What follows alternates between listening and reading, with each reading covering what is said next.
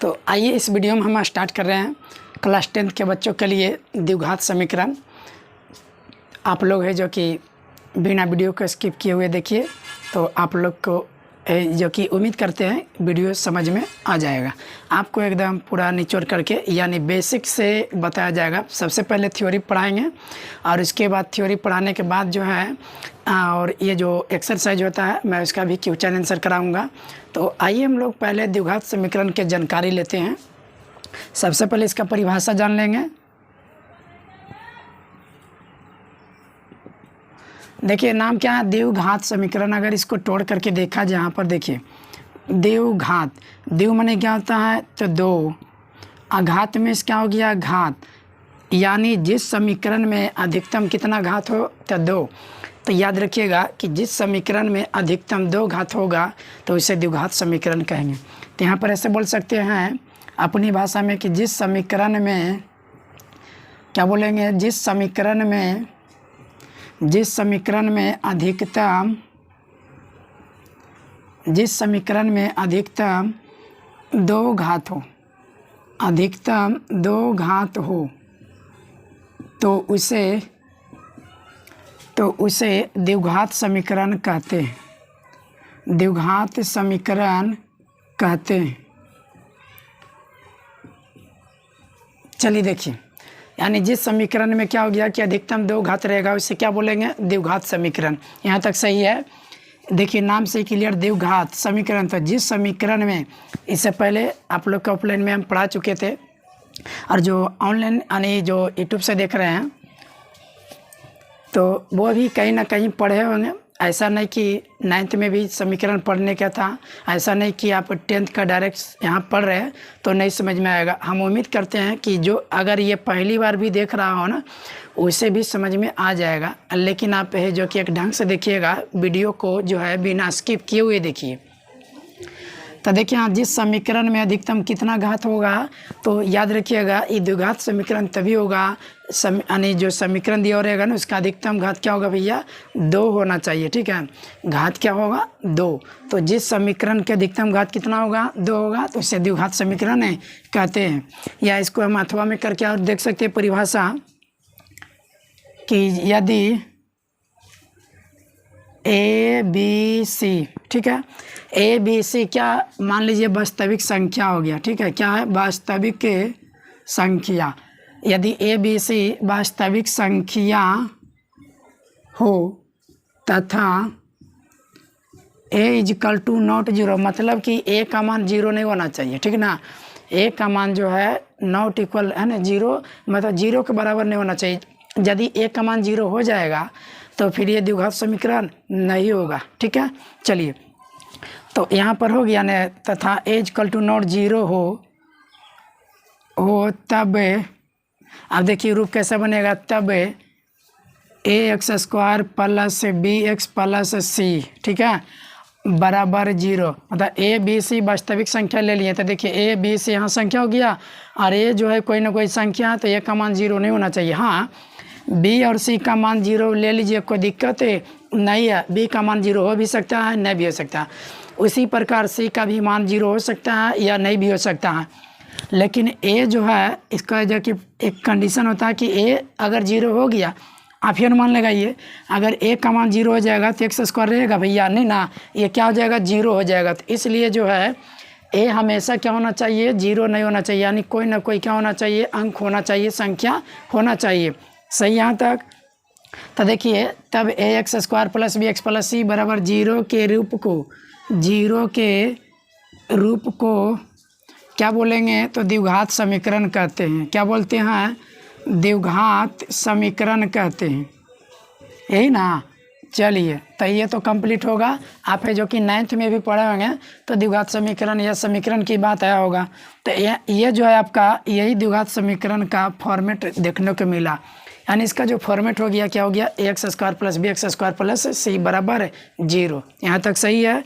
चलिए अब इसका उदाहरण देख लेते हैं। तो उदाहरण देखिए, चलिए यहाँ से उदाहरण ले लेते हैं। मान लीजिए कि यहाँ ले लिए 5x square minus 3x plus 6 बराबर 0।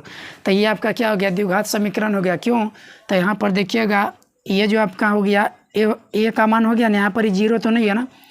अब ये द्विघात समीकरण क्यों हो गया था, क्योंकि ये इक्वल टू नॉट जीरो है। अरे ये सब जीरो हो भी जाएगा ना तो कोई दिक्कत तो नहीं है, लेकिन ए का मान जीरो कभी नहीं होना चाहिए, नहीं तो अगर जीरो हुआ तो वो द्विघात समीकरण का अर्थ खो देगा, ठीक ना। तो इस तरीक़ा से क्लियर हो गया। और उदाहरण देख सकते हैं, दूसरा उदाहरण ले लेते हैं, x square plus 3x plus 2 बराबर 0। तो ये भी आपका क्या हो गया, द्विघात समीकरण हो गया। चलिए और सीखते हैं उदाहरण। तीसरा उदाहरण ले लेते हैं, क्या आपका √2 एक्स स्क्वायर प्लस 2 बराबर 0। ये भी आपका द्विघात समीकरण हो गया। लेकिन हाँ, एक चीज़ ध्यान दीजिएगा, अगर यहाँ पर ऐसे हो और इस तरीक़ा से, ठीक ना, और ब्रैकेट में रूट में ही हो 2x स्क्वायर आप प्लस 2 बराबर 0, तो ये द्विघात समीकरण नहीं है। पहले तो आपको तो यहाँ पर देखिए, ये स्क्वायर देखिए एक्स स्क्वायर है तो एक निकलेगा, लेकिन द्विघात होना चाहिए ना। तो स्क्वायर से तो केवल एक ही निकलेगा, एक्स निकलेगा। अगर इसको निकालना चाहेंगे तो क्या लिखिएगा, √2 एक्स स्क्वायर में से एक्स बाहर हो गया प्लस कितना 2 बराबर 0। तो ये द्विघात समीकरण होगा भैया, नहीं ना। तो ये द्विघात समीकरण नहीं होगा, समझ में आ गया होगा। और सीखते हैं एग्जाम्पल। देखिए हाँ, तो अगला एग्जाम्पल ले लेते हैं। सिर्फ अगर ऐसे भी लिख दिए ना तो ये द्विघात समीकरण हो जाता है। क्या हो जाता है, द्विघात समीकरण हो जाता है। क्योंकि देखिए यहाँ पर आप देख रहे होंगे कि एक्स स्क्वायर जो है, यहाँ पर ये क्या तो मान कुछ नहीं तो उबन होगा ना, तो ये उबन हो गया। तो यहाँ पर जो है ना, जहाँ यहाँ पर बोल सकते हैं कि ये इक्वल टू नॉट जीरो ना है, यहाँ पर ए का मान जीरो नहीं है। अब यहाँ पर जो है बी और सी का मान जीरो हो गया होगा। देखिए उसको कैसे कहें तो जीरो हो गया होगा। तो एक्स स्क्वायर लिखे है ना, प्लस 0x लिख देंगे अब प्लस 0। तो इसमें कौन है जो कि बढ़ोतरी नहीं हुआ है, ये आपका यही चीज़ है। अब 0 × x है तो 0 नहीं होगा, और इधर भी 0 है तो 0 0 जोड़िए तो 0 ही रहेगा। तो 0 को रखिए अथवा नहीं रखिए तो पर भी चलेगा। यहाँ तक कंप्लीट हो गया ना। चलिए और देखिए छठा नंबर में, तो ये आपका जो है द्विघात समीकरण हो जाएगा अगर सिंगल में भी है। अब ज़रूरी नहीं कि चर यानी एक्स में रहेगा, आपके यहाँ पर बाई में भी रहेगा, बाई स्क्वायर प्लस बाई, और इस तरीक़ा से -10 बराबर 0। तो ये भी आपका क्या हो गया, द्विघात समीकरण हो गया। अब ये ज़रूरी नहीं कि देखिए यहाँ पर एक्स बाई और आपका अलग अलग है जो कि चर में रहेगा। मान लीजिए यहाँ पर क्या कर दिए, जेड स्क्वायर है ना, 2z स्क्वायर। चलिए 2 नहीं देते हैं, नहीं तो आप लोग जेड समझ जाइएगा। 6z स्क्वायर प्लस -z, और ये प्लस क्या कर देते हैं 2 बराबर 0। तो ये भी आपका क्या हो गया, द्विघात समीकरण ही हो गया। देखिए अब इतना समझिएगा कि द्विघात समीकरण क्या मतलब कि जिस समीकरण में अधिकतम घात क्या होना चाहिए, अधिकतम घात 2 होना चाहिए, उसे द्विघात समीकरण कहेंगे। यहाँ तक कंप्लीट हो गया ना। अधिकतम घात 2 होगा तो उसे द्विघात समीकरण कहेंगे। तो इतना याद रखिएगा कि द्विघात समीकरण में अधिकतम घात कितना होता है, तो 2 होता है। लेकिन इससे पहले देखे होंगे कि 2 चर वाले रैखिक समीकरण में उसके जो चर की घात होता है वो अधिकतम क्या होता था, तो मात्र 1 होता था। चल इतना कंप्लीट हो गया ना। अब देखते हैं आगे, और उदाहरण देखना चाहते हैं तो देख सकते हो। चलिए और एक दो गो सिखा देते हैं उदाहरण। अब देखिए मान लीजिए कि इस तरीक़ा से हो सकता है दे दिया जाए 1/x स्क्वायर प्लस 10x - 2 बराबर 0। तो अब यहाँ पर लोग हैं जो कि इसको देखकर क्या कहिएगा कि ये समीकरण है या नहीं, द्विघात समीकरण। और एक जो है हम यहाँ लिख देते हैं, दोनों को समझाएंगे। मान लीजिए यहाँ पर x पर पावर 4 है, यहाँ लिख दिए x स्क्वायर, ठीक है, प्लस यहाँ लिख दिए 10x, इधर प्लस 2 बराबर 0। चलिए यहाँ तक क्लियर हो गया ना। अब देखिए यहाँ से जो है x पर पावर 4 है, x पर पावर 2 है, तो इसको हल करेंगे ना तो x पर पावर 2 होगा, क्योंकि ये जो है x स्क्वायर से नहीं कट जाएगा। तो x स्क्वायर प्लस क्या हो जाएगा 10x प्लस 2 बराबर 0। तो ये आपका द्विघात समीकरण हो गया ना, क्योंकि देखिए ना कितना सीधा आ गया, x square plus 10x plus 2 बराबर 0 हो गया। कंप्लीट हो गया। देखिए और समझिए, अब ये जो है यहाँ पर जो है, और हाँ ये जो चर के घात होना चाहिए ना भैया, वो धनात्मक में होना चाहिए ना कि माइनस में। अभी जो है ऊपर करिएगा तो देखिए ये जब इसको लिखिएगा 1/x स्क्वायर है, अब इसको ऊपर लिखिएगा तो क्या हो जाएगा x पर पावर -2। और जैसे ही -2 होगा और बाकी तो ये सब भी लिखेबे करेगा बराबर 0 पे। तो जैसे ही x यानी चर के घात माइनस में हो जाएगा तो आप लोग बहुपद पढ़े होंगे कि बहुपद में तो होता ही नहीं। तो जब वो नहीं तो ये भी नहीं। देखिए अधिकतम घात क्या है, 2 नहीं है, ये -2 हो गया, इसलिए ये 2 घात समीकरण है नहीं है। क्लियर हो गया ना। तो ये जो है आपका, ये खाली इसमें नहीं, बाकी सब, और ये भी नहीं है, हाँ किधर गया, ये भी द्विघात समीकरण नहीं है, यानी दो गो इसमें है जो कि मिक्स करके दे दिए समझने के लिए, ठीक ना, कि आप लोग के जो है कन्फ्यूजन जो रहे वो हमेशा के लिए दूर हो जाए। पढ़िए तो है अच्छा ढंग से पढ़िए, बेसिक से पढ़िए। अगर बेसिक टू हाई पढ़ते हैं तो बहुत ही अच्छा है, जो कि प्रोग्रेस करिएगा मैथ में। और जल्दीबाजी करते हैं तो जल्दीबाजी जैसा नंबर आता है ना। तो इसलिए जो है आराम से पढ़िए, जो भी सब्जेक्ट पढ़ रहे हैं उसे एकदम आराम से पढ़िए, मन चित लगा के पढ़िए। देखिए बिना मेहनत के कोई चीज़ तो होता नहीं है, लेकिन हम आप लोग के बहुत ही अच्छा से मेहनत कराएंगे, ठीक ना। चलिए अब आप लोग जो इतना जो कि स्क्रीनशॉट ले सकते हैं। अब देखते हैं आगे, है ना। चलिए देखिए, अब देखिए ऐसे भी एग्जाम में एक सवाल पूछता है कि द्विघात समीकरण का अधिकतम घात, तो बता दीजिएगा। तो यहाँ पर हम लिख रहे हैं पॉइंट, द्विघात समीकरण, क्या लिख दिए, द्विघात समीकरण का अधिकतम घात पूछेगा कि अधिकतम घात कितना होता है, तो अधिकतम घात क्या बोलिएगा, अधिकतम घात 2 होता है, ठीक ना। और ध्यान दीजिएगा, दो द्विघात समीकरण का अर्थ है, द्विघात समीकरण का अर्थ, मैंने क्या बोला, द्विघात समीकरण का अर्थ। पूछेगा कि द्विघात समीकरण का अर्थ क्या होता है, तो बोलिएगा क्या कि चर की अधिकतम घात कितना, 2। यानी इसमें क्या होता है कि चर की अधिकतम घात, चर की अधिकतम घात, तो चर की अधिकतम घात 2। यानी द्विघात समीकरण का अर्थ पूछे तो क्या बोलिएगा कि चर की अधिकतम घात कितना होता है, तो बताइएगा 2, ठीक है। चलिए यहाँ तक क्लियर है ना, कोई दिक्कत नहीं ना।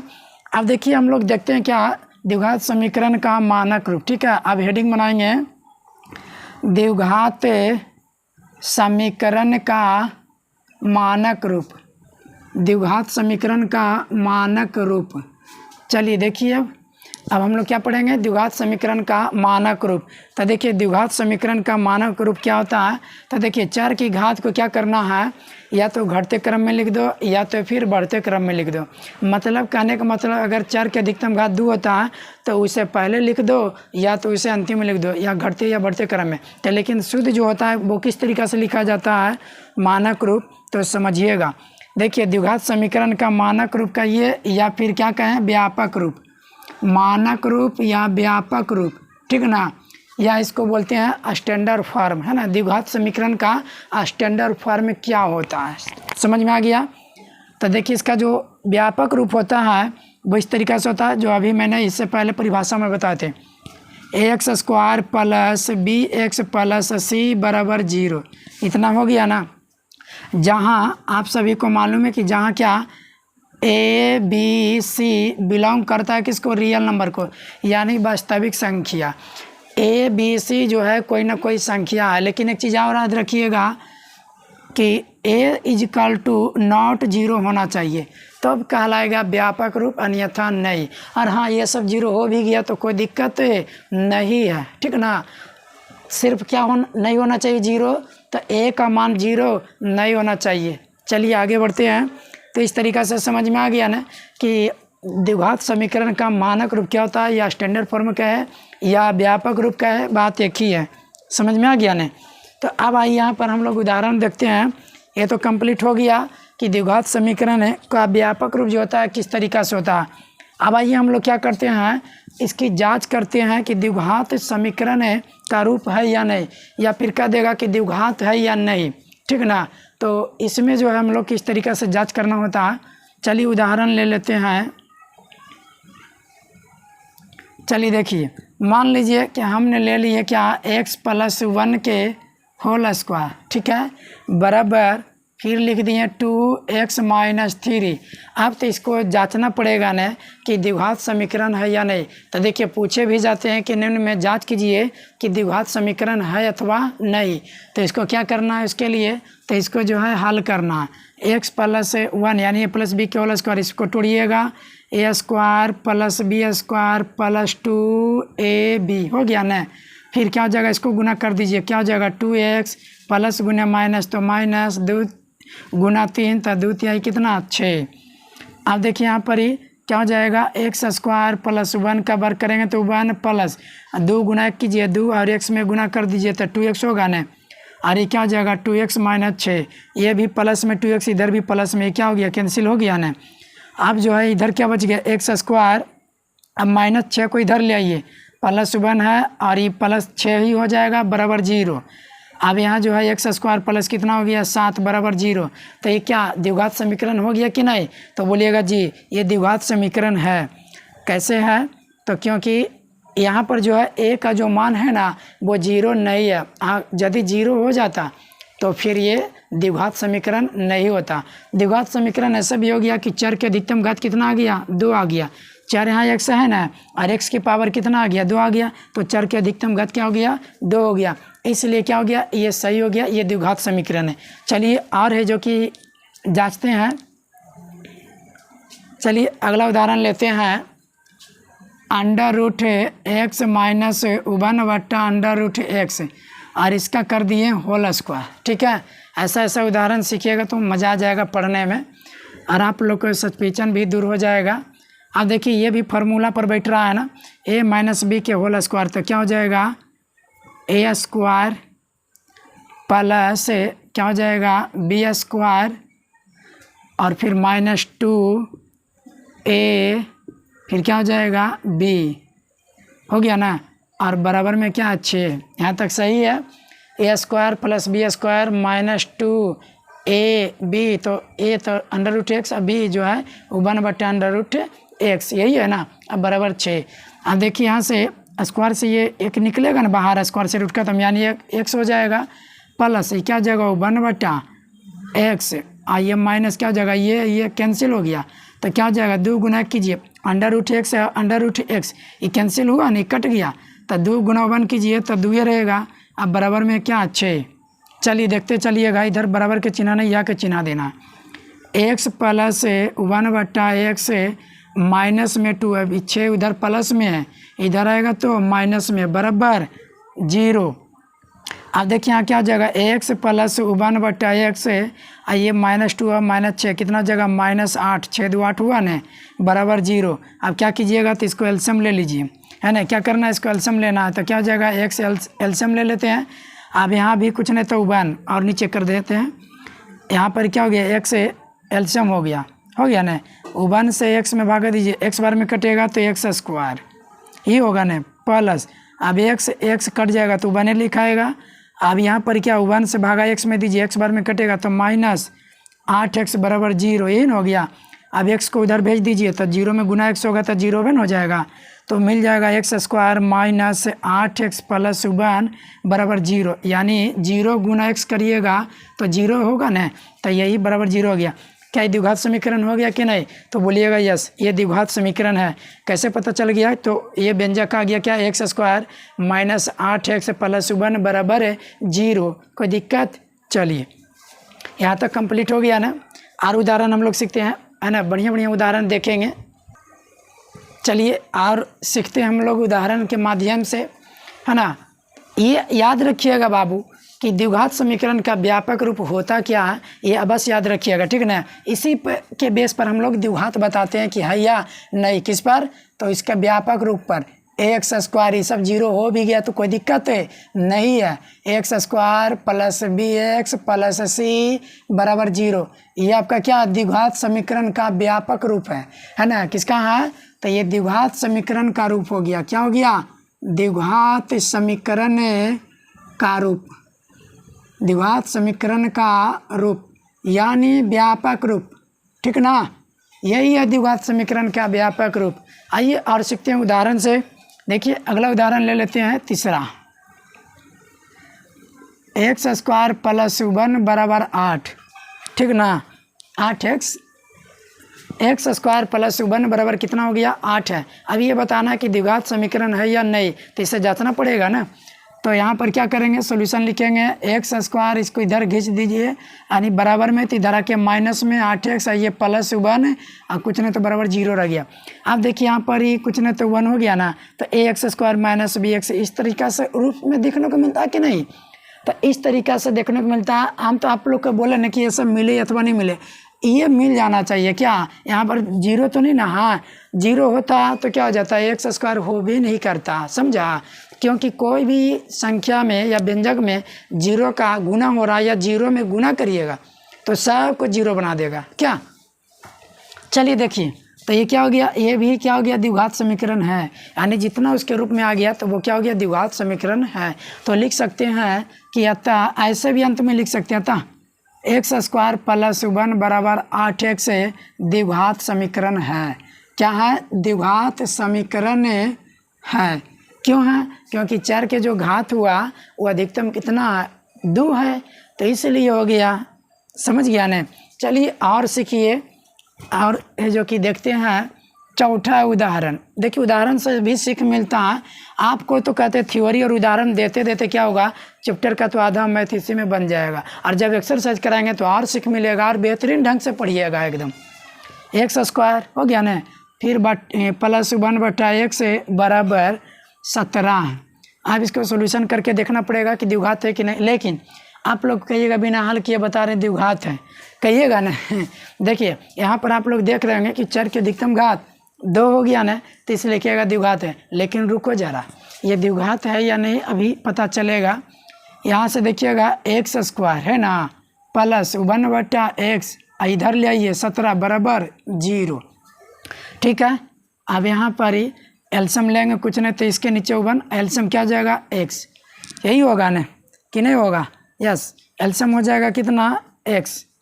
तो यहाँ पर क्या हो जाएगा, 1 से भागा देंगे x में, तो x बार में कटेगा तो क्या हो जाएगा, x³ प्लस, यहाँ तो क्या हो जाएगा, x कैंसिल, वो बने रहेगा माइनस, ये हो जाएगा कितना, 17x बराबर 0।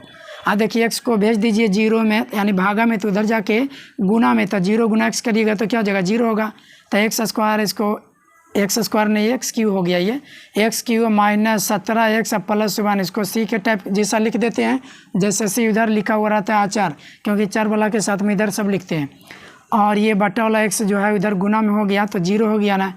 अब ये बताइए, अभी मैंने आप लोग को बोला कि देखते के साथ ही बोल दीजिएगा कि हाँ द्विघात समीकरण है, लेकिन मैंने बोला कि रुको जरा, देखा ना x³ आ गया, इसलिए जांच करना पड़ता है भैया, है ना, कि ये द्विघात है या नहीं। कोई कोई ऐसा रहता है कि तुरंत ही बता दिया जाता है, लेकिन इसमें तुरंत बताने के चक्कर में कितना बड़ा गलती कर देता है ना कि हाँ ये द्विघात समीकरण है। तो यहाँ बोलना पड़ेगा कि अतः यह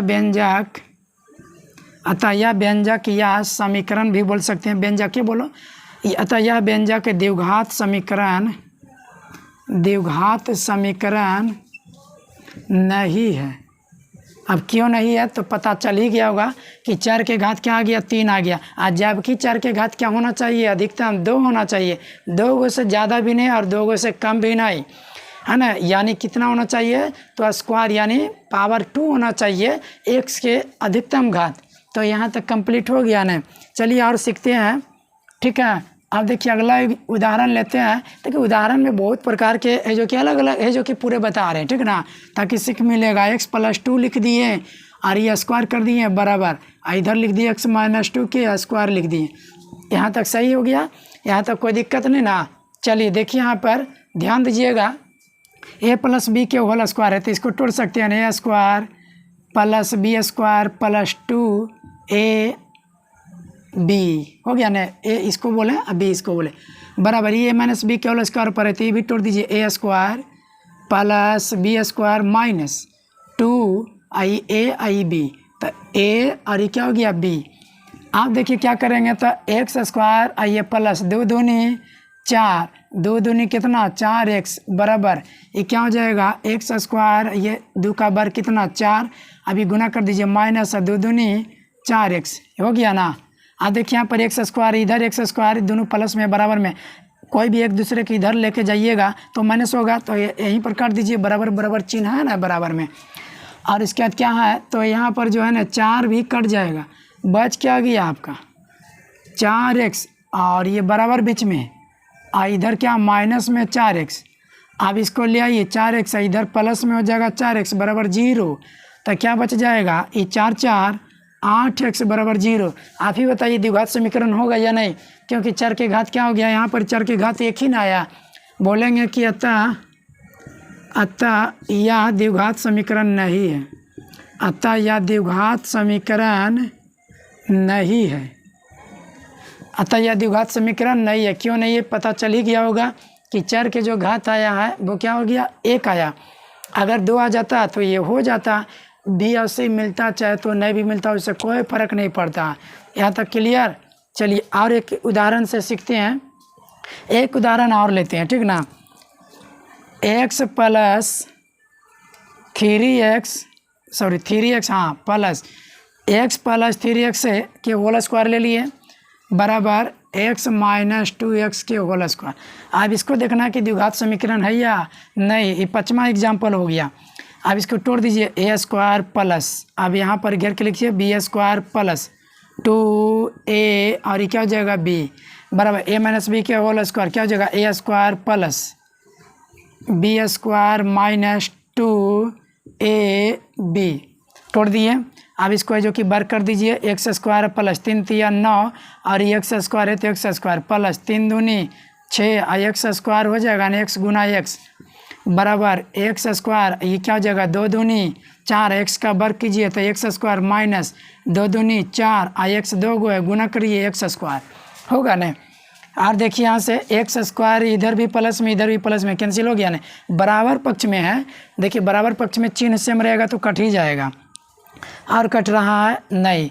अब क्या कीजिए, कुल के इधर है सोच लीजिए 9x स्क्वायर और इसको क्या कीजिए ना, जोड़ दीजिए ना, 9 6 कितना हो गया, तो 9 6 कितना हो गया 15 हो गया ना 15x स्क्वायर। इसको भी क्या कीजिए बराबर में, ये तो आपका माइनस प्लस क्या हो गया कैंसिल हो गया ना। अरे प्लस में 4x स्क्वायर और माइनस में 4x स्क्वायर कैंसिल, बराबर क्या बच गया 0। अब ये द्विघात समीकरण है कि नहीं, यहाँ पर देख सकते हैं 15x स्क्वायर बराबर 0 आ गया। हाँ 4 के घात कितना आ गया 2। अतः यह द्विघात समीकरण है। अतः यह जो व्यंजक दिया हुआ है ना, कहाँ ये, अतः यह द्विघात समीकरण है। अतः यह द्विघात समीकरण है। समझ में आ गया ना। चलिए तो इतना कंप्लीट हो गया, इतना तक सही है ना। और आगे हम लोग देखेंगे, ठीक ना, द्विघात समीकरण का हल और मतलब कि अलग अलग विधि पढ़ेंगे। द्विघात समीकरण के गुणनखंड विधि से हल, यानी पूर्ण वर्ग बना करके श्रीधराचार्य का फार्मूला लगा करके बहुत सारे सीखेंगे कि किस तरीक़ा से, और फार्मूला भी सिद्ध करते हुए बताएंगे। ठीक है, तो आज की वीडियो दोस्तों इतना ही तक, फिर मिलते हैं नेक्स्ट वीडियो में।